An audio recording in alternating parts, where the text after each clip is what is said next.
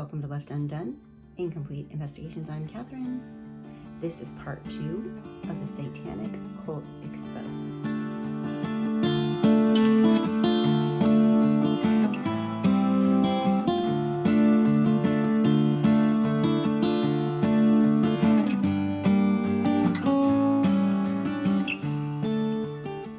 In part 1 of Satanic Cult Exposed, we talked about the possibility that the deaths of Tylee Ryan and Lori Vallow were ritual sacrifices, satanic ritual sacrifices to be exact. And before we get started, I do want to warn you, there's sensitive information here that could trigger some emotional responses. Some people may not be comfortable watching this video. There's a Facebook page called LDS Energy Healing Emotion Code Exposed. The site was started to warn the LDS community of the dangers of the energy healing community and their false teachings. There are many posts on the site about Lori Vallow and Chad Daybell, Avow, Pap, Preparing a People, Julie Rowe, Mike Stroud, Denver Snuffer, and many more people who are involved in this cult-like movement. It says they all have been excommunicated from the LDS church, and we have been told as a community out here that are not LDS that they do not make an announcement of who has been excommunicated. That information comes directly from the person that was excommunicated themselves. But according to this Facebook group, they have been excommunicated. It also says that they all have much the same beliefs, but with a little different twist. And each of them have their own followings. It's called a Hydra cult with many heads. There are many posts on the site that talk about their many different satanic beliefs and the people involved. Now, we have been saying this for a long time, that we're not sure if Chad was head of the cult or if Chad's part of a cult, if Chad's one of the lower members, if Chad's in charge. But from what I've gathered and the information my sources have given me is that there are Hydra cults with many little separate, like satellites with different leaders. On their website, they even have one of my videos, part 11, the one about the zombie email, with the leaked information by Melanie Gibbs' friends, that Melanie Gibb had given them all the information about the zombies and all that stuff before it was ever out there. It says, moral of the story, you cannot get involved with any form of Satan's power and not expect to pay a price. No one from these groups seems to want to talk about the secret groups or the beliefs. There's one lady interviewed by Nate Eaton, and the article's posted on East Idaho News. The link is below. That woman left the group. It states in that article, Jessica's boss claimed to have power to see spirits and cast out evil spirits from people. He even appeared to heal Jessica of her celiac, blood sugar, and thyroid issues. She found out later that he did not heal her, but again, here we go with the energy healing. Brings that right back into the equation. Nate Eaton from East Idaho News said, one common thread throughout nearly all of the interviews for this story has been Avow, another voice of warning, that website. It's the paid forum run by Jefferson County resident Christopher Parrott Sr. for Latter-day Saints to have discussion or offer conjecture about their religion. For the most part, that's exactly what that site is. The forum covers a variety of topics relating to the church and makes it clear that anti-religion or apostate material or doctrines should not be discussed yet.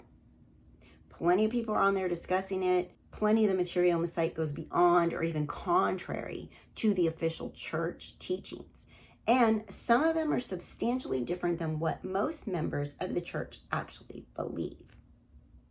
On the Facebook group, again, back to the Facebook group, on the Facebook group, LDS Energy Healing Emotion Code Exposed, They also say that they can trace all of the people involved back to the AVAL website, where all these people, they write books, they gain followers, they get excommunicated, and then another person emerges on AVAL to take their place.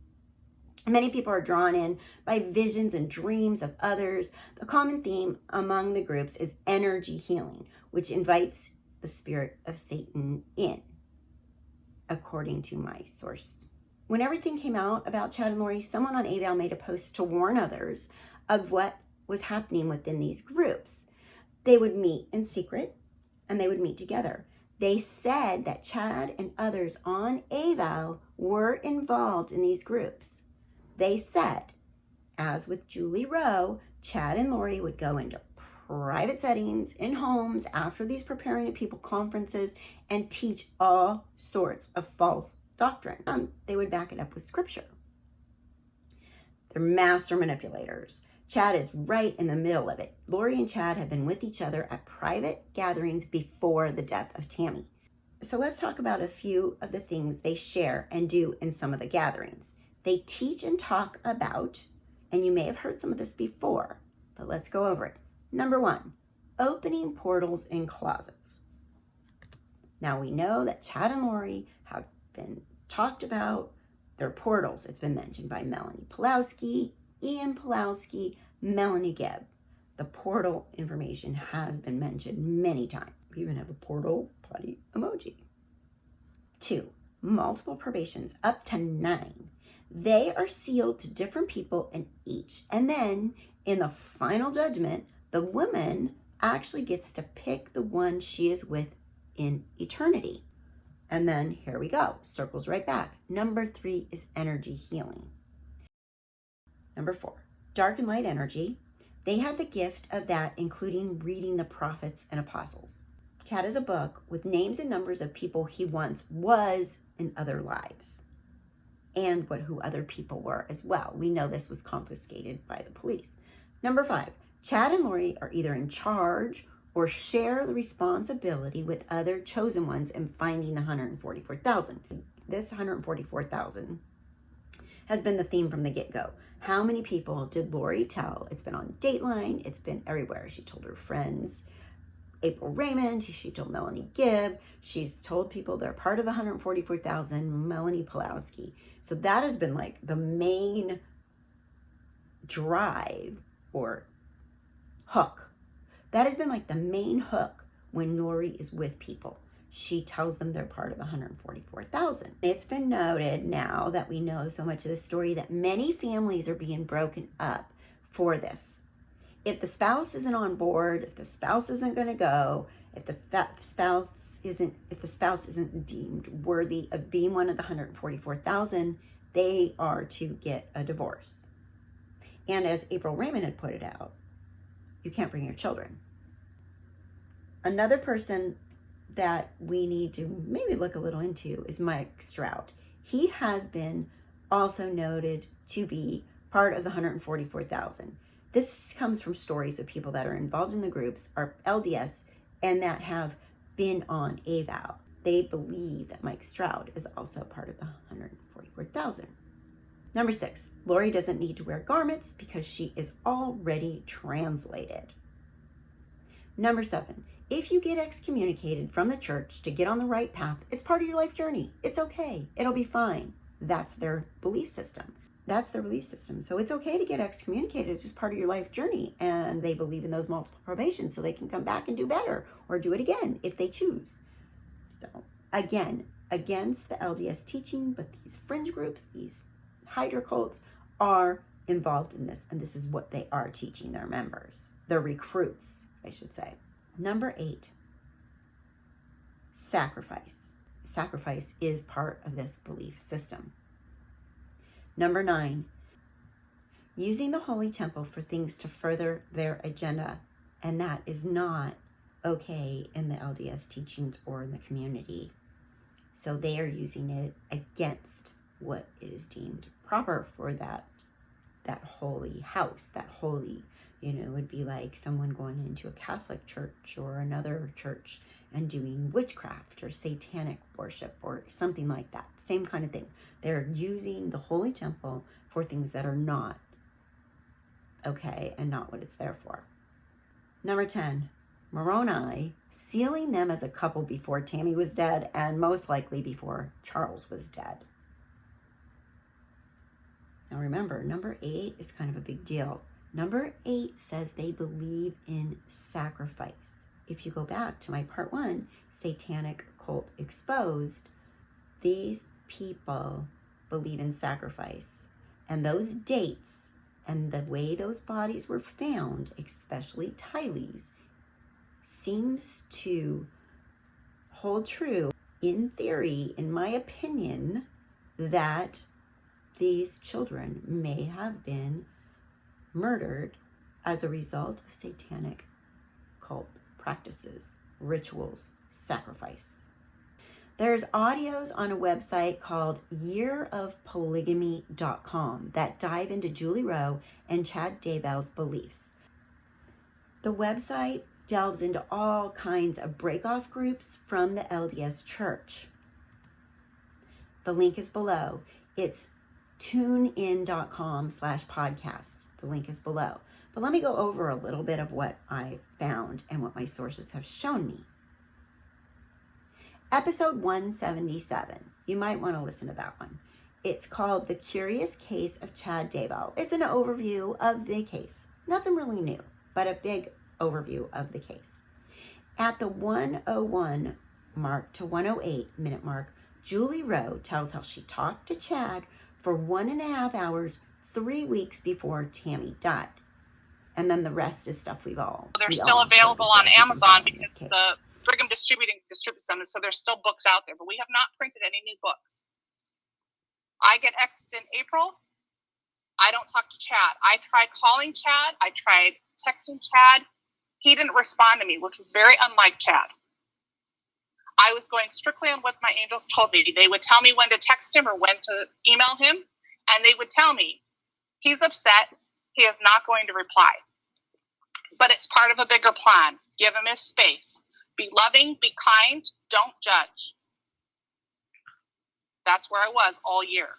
Until I talked to him for an hour and a half, 3 weeks before his wife died, and we kind of made amends. But we still had an unresolved energy, if you will. So there's a whole story on my relationship with Chad in the last year that goes into the backdrop of where I am and where he is. I don't know exactly where he is out of his own mouth. I haven't talked to him. I don't know what's gone on in his personal life with Lori in the last year. I have no idea. But I do know that my angels tell me that Chad Daybell is being falsely accused of a suspicious death of his wife.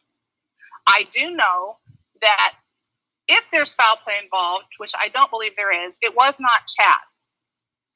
I do know that Tammy got held up by gunpoint a week to a week and a half before she died by a man in black, and I know Chad had nothing to do with it.